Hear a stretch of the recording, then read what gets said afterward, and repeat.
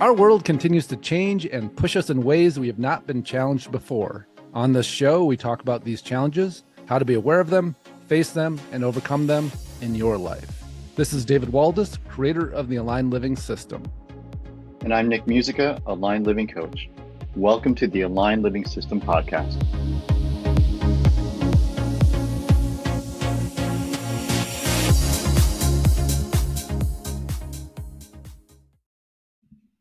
Welcome to the Aligned Living System podcast. This is David Waldas here with Nick Musica. Our topic today is the difference between discipline and hard work, and really how it relates to spirituality and personal growth. Now, it's as always, Nick and I get on the call usually about a half hour before we record and catch up with each other and talk about whatever shows up. And this is exactly what showed up. And sometimes that's how it works. Sometimes we'll sit down and I'll get a channel of, oh, this is what we need to cover today. And sometimes it's our natural conversation that leads to it. And so, we were talking about what it takes to maintain alignment, really, is one way of saying it. Or we could just say it at a more kind of basic level of like, what does it take to live a life that feels good? What does it take to stay in a healthy, mental state? What does it take to be in a place where you're not in your coping mechanisms and you're not in blame, but you're in a place of vitality, in a place of looking for joy in life, and a place of looking for fulfillment, and you're not in that blame game. And so, if you turn on social media, if you turn on the news right now, blame and anger and, because of this and because of you and because of him and all of these things, it's just rampant. And so what does that look like to actually hold ourselves in a good place? And let's start with that, the difference between discipline and hard work, right? To me, discipline means having the sense of awareness within yourself and the conviction to choose what's going to work for you and what's going to make things better rather than what's going to go the other way. So it's the idea of doing the things that work rather than the things that don't work, doing what's the right thing for you to do to support yourself versus the wrong thing. And hard work is just grind. Hard work is just I'm just going after it, and I'm going to just keep pursuing whatever. Discipline says, I need to do this and I need to not do that. And it doesn't need to be hard work. And it's amazing when we stop doing the things that we shouldn't be doing, how much less hard work there is. And it's such a simple formula, but it gets really confusing for us because that's not how we're conditioned. We're conditioned to be in the what's wrong. We're conditioned to be in the what takes us down. And so, good morning, Nick. Good morning, David. Yeah, absolutely. Yeah. A couple of things were popping up as you were talking. And I remember, I forget where I was working at the time, but, and I really don't remember why I said this, but maybe for today, maybe it makes sense for today. But it was the context of like free, like go get this free thing. It was about something online and click here for a free thing. Right. Mm-hmm. And I was equating it to a gym. Like, mm-hmm. Like, do you want to feel better? Do you want to look better? Do you want more sex? Do you want to sleep better? Right? Do you just want a healthier life? And most people are going to go, and the simple solution, click mm-hmm. here for free, yeah. Right? Right. And exercise, right. Trick. Right. And people are like, that sounds amazing. Like, what's the pill? What's the shot? What's the book? Whatever. Yeah. Click it. Free 30 days gym membership. Oh, you tricked me. No, that's what it takes to get those things. Yeah, absolutely. And it is, to me, so much of the foundation is movement of body, right? And being aware of where your thoughts are while you're moving your body, right? If aligned living didn't exist, if we didn't have all these tools, just that basic piece of moving your body regularly and it doesn't even need to be vigorous. It's like going for a walk. It's about getting up and shaking off like when we sit still, like things just start to settle. And when we get up and move, it breaks up the congestion. It breaks up our perspective. It gets us unstuck. Right. Yeah. And so, in fairness to whoever may or may not have said this, because there's twice last week I said a thing and you're like, that's in my book. So in fairness to whoever may or may not have said this, I don't know if anyone did. On page 72, Nick. It could be, yeah. Check David's book out, page 72. It says something like this, right? Your thoughts dictate your attitude. Your attitude dictates your actions. Your actions dictate your outcome, and that dictates how you feel about the world and yourself, and what you get. That wasn't right? in my book, but I know that one. Yeah, maybe the next one. Right. So going back to like when you're moving and your thoughts, like your thoughts shape a ton of shit. Thoughts are real things. But people don't really think about them as these tangible things that you creators. Yeah, right. Yeah, right. I mean, when we have our thoughts, if we actually put behind that thought and said, "Will you please give me this?" and then said whatever our thought was, like, we wouldn't say those things. And so, if we look at our thoughts through that perspective of "Will you please give me this?" and then have your thought, it makes it feel a little different, a lot different. Yeah. And then when you tie that thinking to this vibrational thing where something positive goes like this and something negative goes like that, what are those thoughts that you're having that are either going one way or the other? You're not staying here. You're either going up or you're going down, or right, there's some fluctuations of some kind depending on, but if it's constant down, and you still have the thoughts, but you don't actively express, can I please have this bad thing? You're still in search of that bad thing, whether you express it verbally or not. It's the thought pattern that is drawing that thing in. Yeah. And it's a basic part of this. So, I almost feel like that's one level up from what we're even talking about. I mean, it's absolutely about discipline, but when we get up and start moving, if that's part of our discipline that's needed, like not sit on the couch, not desk scroll on your phone, not watch the news, like get up and move instead, like we start to free up from that. And so where's the discipline needed? And for me, like one of the things we talk about with Aligned Living is if we really take the bait and get drawn into something in our lives that's really sticky and heavy, and then we become sticky and heavy, sometimes we can't just go into alignment. We have to have, this triage kit, that we open up and go, okay, what are the 5 steps I need to take to get myself back going again so I can get back in alignment? It's not just going back into alignment. And it's often exercise. It's often like putting on oils, taking an Epsom salt bath, breath work, yoga, walking, running, cycling, whatever it is, like know yours. And the responsibility, if you want to live in a clean, clear way inside yourself and create a life that's aligned with really your passion and your fulfillment and your purpose and really your offering, right? Your service. It can't be done without the discipline to do those basic things to keep your energy alive inside you, to keep yourself vital. And if you don't do that, your frequency drops and the things that you're here for don't look interesting. What looks interesting is watching the news. What looks interesting is getting back on social media and complaining about shit that's already happened and is outside of your control. Yeah. Did we ever talk about George Costanza in Seinfeld and his want to be a Civil War buff? Did we ever talk about this? I don't think we did. I vaguely remember that episode. So I mean, George Costanza and Jerry are talking about some guy that George met or he knows some way, and George says something like, "And he's a Civil War buff, Jerry. Man, I'd love to be a Civil War buff." And Jerry just looks at him like this, confused, right? Like, because all you need to do to be a Civil War buff is go get the books, be with the people, have the conversations. Like, it's a decision. Yeah. And he just put it out there as this thing that was unattainable. Right? You like the idea of it more than the action of it.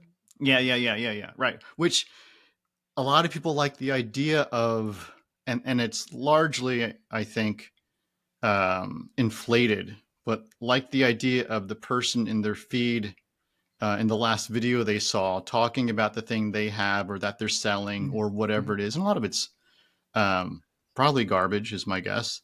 Yeah. Distorted to make people feel like bitter victims so that they can follow more and blame and dive in deeper into this.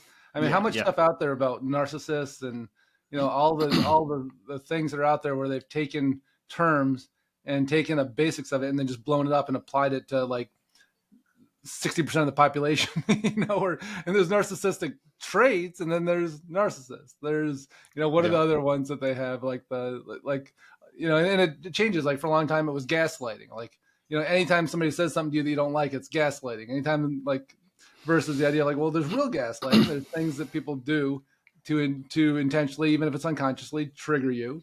And then there's having hard conversations. And I remember, like, it seems like for a long time, like having a hard conversation was considered gaslighting. Like, oh, you're gaslighting me when you say you don't like it when I, do this thing that it's hard for me when you bring that up. Right. Yeah. Right. And it's just like the downward spiral of getting people's attention on social media. And then we take it seriously and go, oh, is that what's going on in my life? Is that why that's happening? Oh, that's really not okay. Yeah, no wonder I'm having such a hard time. There's a lot of taking advantage and trying to sell things and making things feel as far away as being a Civil War buff was to George, and maybe those things are helpful. I really don't know about a lot of them, but the idea of defining what you want, being disciplined about getting it, and getting up every day to go get the thing. Because that's the only way you get closer to it. That's how you make progress, right? And I think for me, a super important part of that though is when we're in a lower consciousness, a lower state, not feeling great about ourselves, not feeling great about life, not feeling vibrant, what we want is different than what we want when we get in a higher state. And to me, so much of what discipline is what does it take for me to get into a higher state? Because once I'm in a higher state, I trust myself. I trust that what I'm creating is in alignment for me. If I'm in a lower state, I know I can't trust myself. So my discipline, and this is it, like I'm not a big willpower person. I'm not a big, like those things of like, what does it take? I got to have this very, set morning routine. What it is for me is I wake up, I feel my level of consciousness, kind of take an inventory of it and go, if I'm not there, what do I need to do to get there? And that's where my discipline is. And that's what my days look like. And it doesn't mean I'm perfect. I may wake up a day and go, I'm a little deeper than I realized, and maybe I'm going to have some negative thoughts, or I'm going to have some whatever show up for me for a while, then go like, oh, forget, I'm going for a run. Like I can't stay here. This is not good for me. Yeah. Yeah. I forget who it was. And in my undisciplined death scroll on social media said, there's no such thing as writer's block. And from the perspective that you just shared, it's uninspired, right? Like people want to be uninspired. They want to be inspired to write. Well, if you're operating, it's exhausting to be inspired all the time. Well, if you're always looking for something outside of yourself to inspire yourself, that is exhausting. Yeah, 100%. But if the starting point is this thing really jazzes me up and I can't wait to get back at it again tomorrow, and you're dreaming about it, and you're scheming on how you can, create it faster and better for yourself, and what's the value you can bring, and just a good old fashioned excitement. That seems like that would be very inspirational to someone. Yeah. It's interesting too. Earlier we were talking about Tom Brady, right? In regards to discipline. Yeah. And he himself says, what's that? I said, I saw something in my death scroll. Yeah. And so, I mean, he admittedly says he's not the most skilled player. He's not real fast. He's not, yet he outworks everybody. And he said, I think he says outworks, but that's not what he means. He does the right things, not the wrong things.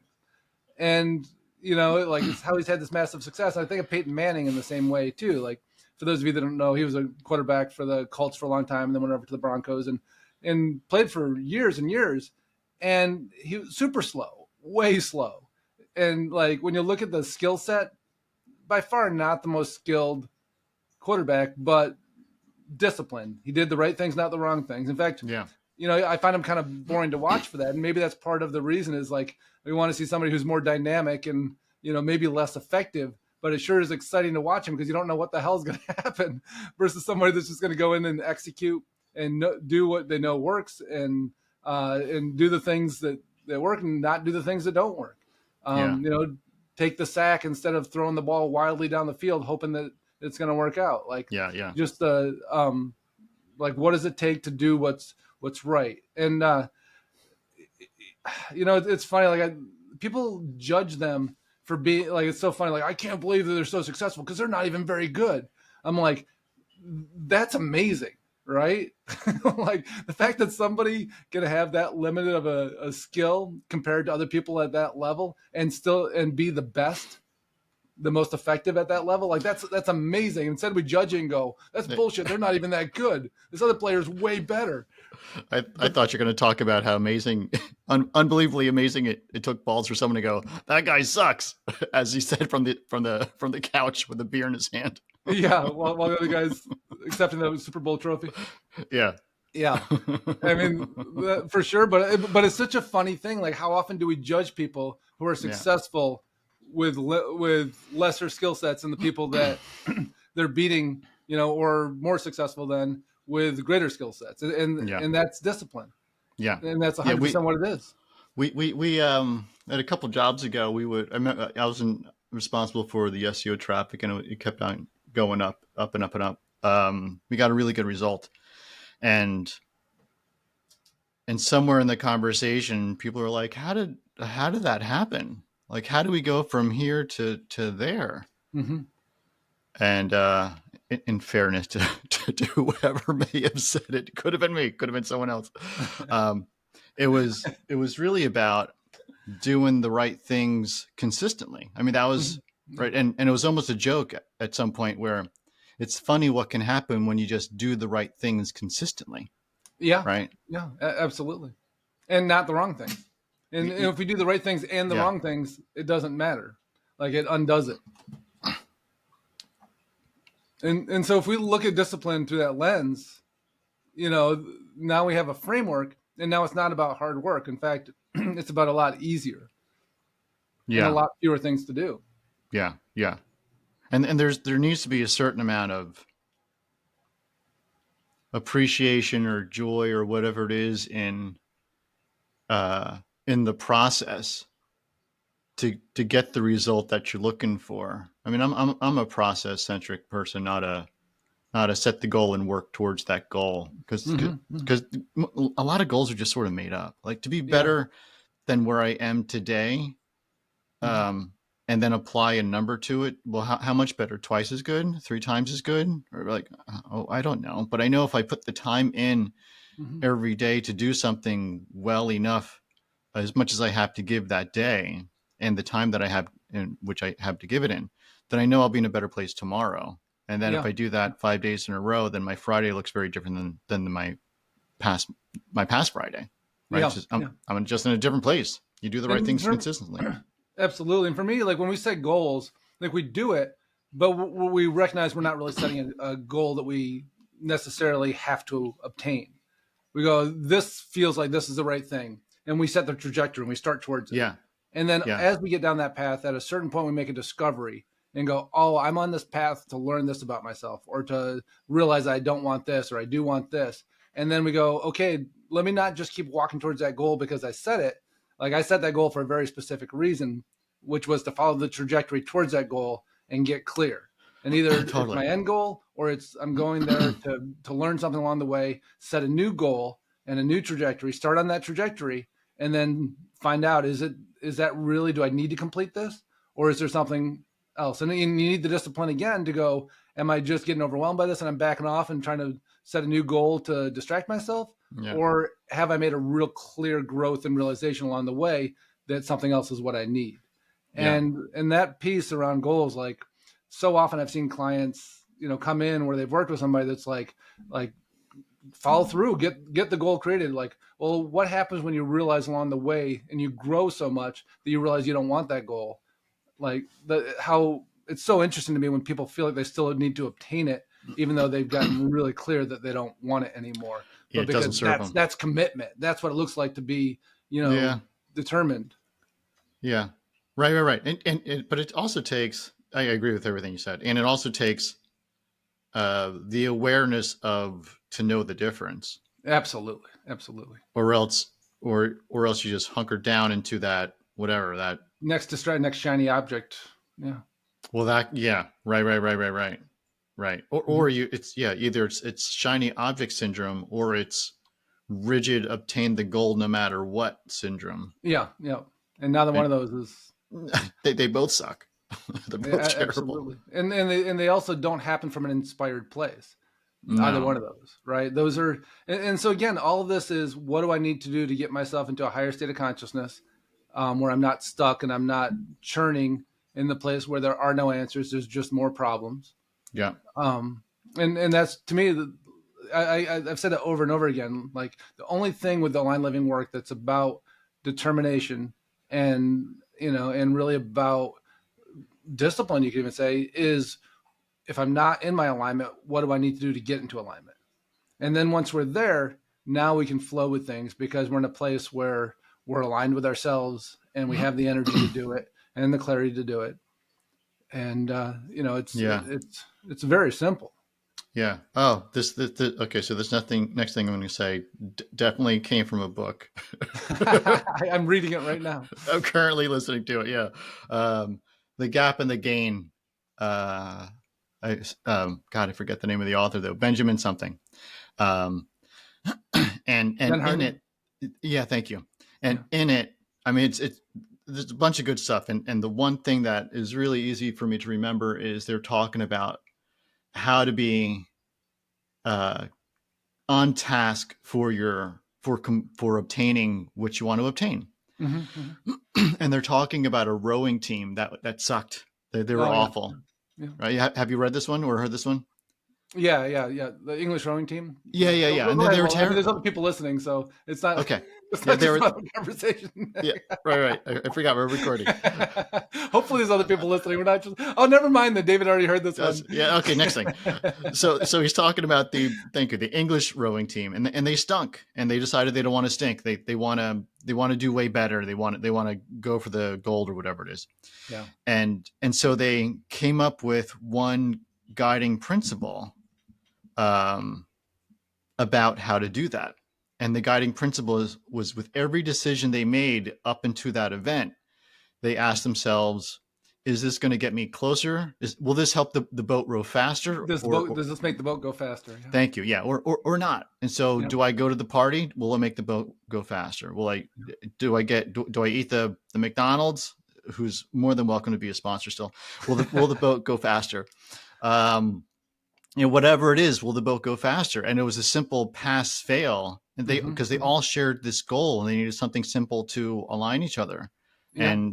And at the end of, at the end of all of it, they did, I think they achieved their objective, which was whatever the gold or the contest, whatever it was. I don't remember exactly what I mean, that is what discipline is, right? Is the clarity and the commitment to that clarity. Yeah.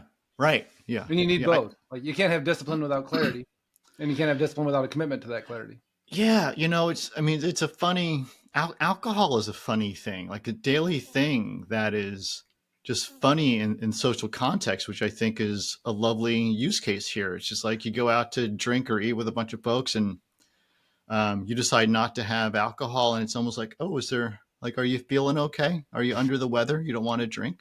Yeah. Or yeah. like there's always like are you not feeling resilient enough to put toxins into your body? Are you not, you're just not up to it for some reason? It's like, I don't, it just doesn't work for me anymore. Yeah. It's just not interesting. I'm actively choosing not to do it. Mm-hmm. And I'm not looking for the beer with the less alcohol. I'm not looking for the wine with the less alcohol. Like it's just pass fail. No, it does. Yeah. In this case, it does not make the boat go faster. Right. Yeah. I was thinking about that the other day, like how much I enjoy my state of consciousness and the idea of doing something, putting anything into my body that altered it, other than maybe plant medicine if I'm guided to do it because it's a very specific time and a very specific purpose going through. But like the idea of like having a drink or smoking pot or something like that to like alter your state to make it more fun, like it instantly, like it just feels and I used to enjoy that. Right. And so, but I was like, I couldn't imagine that feeling like something appealing to me now. And it's hard for me to look back on it and even imagine because like I'd have to like enter my old state of consciousness to go, oh, that's why this is appealing because it's better than this. But Yeah. once we really lock in and settle into a higher consciousness, like those, they don't feel good anymore. Yeah. They're not a pleasant break or, reprieve or, whatever. They're just not an option if we're really Yeah. honest with ourselves. Yeah. Yeah. Yeah. Yeah. Does it help you create what you want to create, or does it not? And it And so doesn't even feel good. Like having that's that true. feels worse. And that to me was like, well, this is where it's not discipline anymore. If the discipline we use is to get ourselves to a higher consciousness, and then once we're there, like, does having a drink feel good? No, it feels awful. It feels like a deadening. It feels like a shutdown of the crown. It feels like toxin. It feels like, does smoking pot? No, it feels like drifty. It feels like unfocused. It feels like unclear. It feels like, disconnected from self. Like, why would I want that? Why would I go from this to that? No, thank you. And so the discipline isn't turning it down. The discipline is going to a place where it feels really unappealing. Yeah. And that's And what people yeah. miss, I think. Yeah. And being willing to make those decisions. I mean, a lot of people can't imagine not having a drink or not smoking pot or whatever it is. Yeah. Yeah. But And then when I stopped, like there was zero discipline. There was just zero desire. That's what happened. yeah. I wasn't like, God, maybe I was nostalgic and thought like, gosh, I sure wish I could, be an idiot again. Like I used to enjoy being an idiot. But it doesn't feel like fun being an idiot to me right Yeah. now. It used to feel like fun. Yeah. I mean, I haven't drank. I mean, and I remember you telling me stories about, I don't drink and hear the reasons why. And I was like, that sounds awful. That sounds terrible. And then, well, fast forward, my last drink was 2 Julys ago, and not because I, went to AA or anything, but because it didn't work. The animals went missing for about a week. Yeah. Yeah. And it was just, I'm not going to do this anymore. There wasn't any other thought in my head. And then I moved on from it. And I still love the taste of beer. And so I got, what is it? So exciting. So good. Like Athletic Brewing Company. Lagunitas has this wonderful hazy IPA. It's so good. However, I feel awful. I feel bloated as hell when I drink it. So now I'm like, the one good tasting beer, like that doesn't even feel good to me. Cause I mean, Yeah. no offense to Athletica. It just doesn't have balance. And it's not anyway. But like, so it's like I'm not gonna. It's a different form of not feeling good. Yeah, absolutely. And it still pulls me out of my alignment. So the discipline does, and I always say, does this help my consciousness or does it hurt it? Like, and I don't even ask that question. It's just appealing, unappealing at this point. Yeah. Right. So I'm like, okay, well, I'm glad I tried it. Yeah. It makes me feel physically awful, and now I'm preoccupied with feeling physically awful. Yeah. And so we're done with that one. And it's hard for people to wrap their heads around. I remember I was at a party, like the small party, maybe like 20 people were there. And the host, knew I didn't drink. And she was like, oh, yeah, that's right. You don't drink. You want a water or something? She's like, oh, let me introduce you to so-and-so. He doesn't drink either. And so she introduces the two of us. And he's like, oh, are you in the program? I'm like, the program? He's like, what happened? How did you quit? I'm like, I didn't want it anymore. He goes, well, that must have been convenient. He's like, as he starts to tell me about his history, and blowing up with his family and his kids and, hitting rock bottom and all this, stuff. I'm like, oh, I don't know that we have anything in common around this. But I remember him going like, that must have been convenient to not want it. Like that would make it so much easier to stop drinking. I bet from his perspective, that was 100% true. It was a pretty funny moment. We're like, all right, well, nice chatting with you. Yeah, nice chatting with you. So don't want it. Underline. I found the solution today. Let me go to the meeting and tell everybody. I met this guy. So insightful. He said he just doesn't want it. Hey, I didn't get it either. Anyway. So we just got to figure out how to do that. Then we'll be good. Yeah. Oh, that's funny. Shit.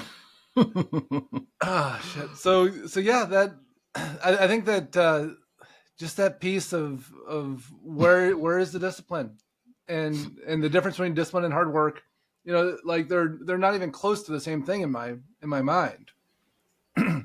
And when we tie it into the aligned living system, the discipline is needed to get yourself into higher consciousness. And once you're there, like, then you get that easy solution that says, I don't want it, or I want this instead. And if you're not able to hold yourself in that higher consciousness, then, you have all these other things. Life gets very complicated. It does become about determination. It does become about hard work. Yeah, that's true. That's true. But if you have the discipline to do the things, to say yes to the things that will help you move into a higher consciousness and say no to the things that won't, simplified. Now, and then the question is, what do I need to do to stay here? And what do I not need to do to make sure that I stay here? Yeah. Oh man, I remember going out with a colleague when I worked in New York who was from the UK, and we went out for lunch. And Becky, she's looking at the menu, and I know what I want immediately. That's the thing I'm going to get. And so much time went by, and she's like, I don't know what to choose. You guys have so much on your menu. Right? So she was paralyzed by all the choices. Right. So like, if it's not an option, your decision making can be better and faster. Yeah. So just take out the bad options. Yeah. And that's it. And then apply them where the leverage is. Yeah. And it is like, it starts first thing in the morning when you wake up. Where am I? Take that inventory. Where's my state of consciousness? Where are my thought patterns? What do I need to change that? And that's where all my emphasis and leverage goes into. Because if I go into, I need to stop thinking this way, I gotta start having more positive thoughts. Like, that doesn't happen from this consciousness. That's struggle. That's determination. That's work. Moving yourself into, and you can use positive thoughts to help you move to a higher consciousness and be part of your toolkit, but they can't be the solution. I'm going to sit here on the couch and death scroll and think positive thoughts. Like that the shit doesn't happen from there. Right? It's true. Yeah. Well, awesome. Well, it's a great conversation. And I hopefully it's something for people to really take inventory of, because it makes all the difference in the world. And that's where the discipline is when it comes to aligned living, is what do I need to do to move to a higher consciousness? What do I need to do to be ready? And not even what do I need to do to move into alignment? What do I need to do to be ready to move into alignment? If you've done this work, you already know what you need to do to move into alignment. The discipline is then, what do I need to do to be ready? And then what do I need to do to stay here? Yeah. And simple. Yeah. Cool. Awesome. Well, great conversation. Thanks so much for listening, everyone. Y'all have a great week. We hope you enjoyed listening to today's podcast. And if you did, please subscribe so you can catch the next episode. If you want to learn more about the Aligned Living System and how it could support you in your life, check out davidwaldas.com.